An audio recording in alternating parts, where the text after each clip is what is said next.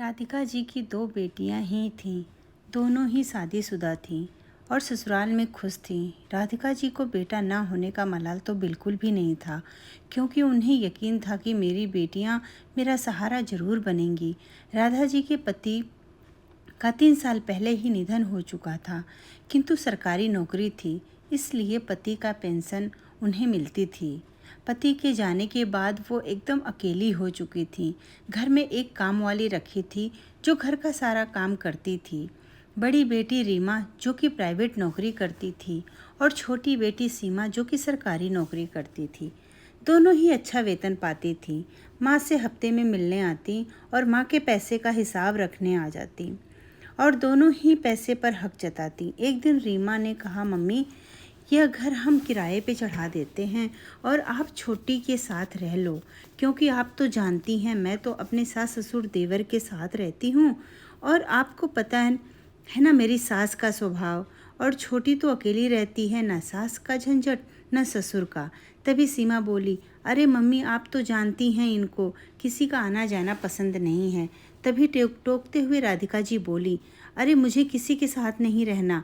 न तेरे पापा ने जितना कमाया है मैं आराम से जी खा सकती हूँ। दिन गुजरते रहें। एक दिन राधिका जी रीमा और सीमा को बुलाईं कि कुछ ज़रूरी बात करनी है, इसलिए दोनों आ गईं। राधिका जी ने अपनी दोनों बेटियों से कहा, आओ खाना खा लेते हैं, तो दोनों हाथ धोकर टेबल पर आ गईं। साथ में राधिका जी अपनी प्लेट लगा ली, पर उनकी दोनों बेटियों को खाने से ज़्यादा माँ की बात सुनने पर ध्यान था। तो एक बार फिर से दोनों ने पूछा, अब बताओ ना माँ, क्या ज़रूरी बात है? क्या आप बंटवारा कर रही हैं? क्या आपने प्रॉपर्टी के पेपर बनवाए हैं? आप ये सब हमारे नाम कर रही हैं? एक साथ इतने सवाल सुनकर राधिका जी हाथ जोड़ते हुए बोली, तुम दोनों को प्रॉपर्टी के अलावा और कुछ नहीं सोचता क्या? जब देखो अपने नाम करवाने के पड़ी रहती है, जिम्मेदारी तो कभी याद नहीं रहती, बस दोनों को प्रॉपर्टी का लालच लगी रहती है। दोनों बेटियां बोली, क्या मम्मी, हमारा कोई भाई नहीं है तो हम ही लोग हैं ना उसके हकदार। आप भी अब बूढ़ी हो गई हैं तो हम लोग आपके सिर से इन सब का बोझ उतारना चाहते हैं। राधिका जी गुस्से से बोली, मेरा बोझ घटाना चाहती हो तो बस एक जिम्मेदारी संभाल लो, वही बहुत होगा मेरे लिए। जिम्मेदारी की बात सुनकर दोनों एक साथ बोली, कैसी जिम्मेदारी माँ?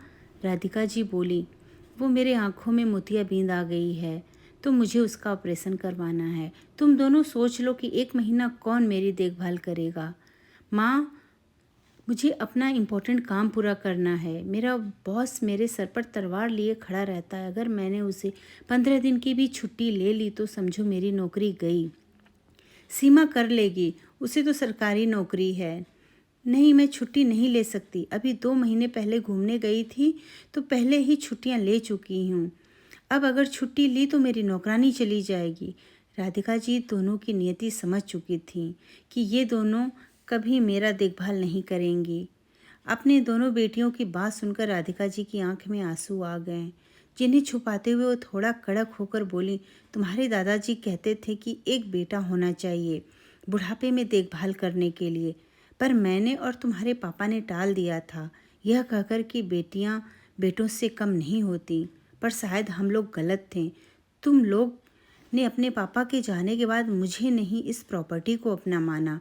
तुम लोग अभी जब मेरी महीने भर देखभाल नहीं कर सकती तो भगवान न करे अगर मैं चल फिर ना सकूंगी, तब तुम लोग तो प्रॉपर्टी पैसा लेकर मुझे सड़क पर छोड़ दोगी।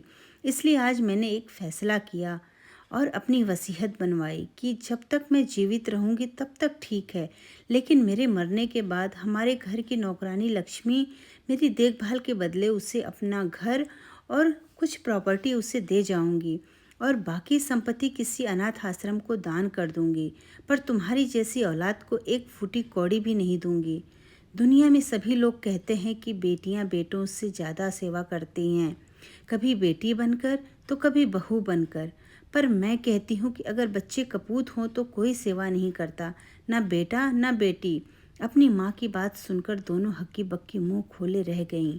उन्हें तो अंदाज़ा भी नहीं था कि हमेशा माँ की सेवा न करने के लिए उनकी बहाने आज उन्हें इतने महंगे पड़ेंगे।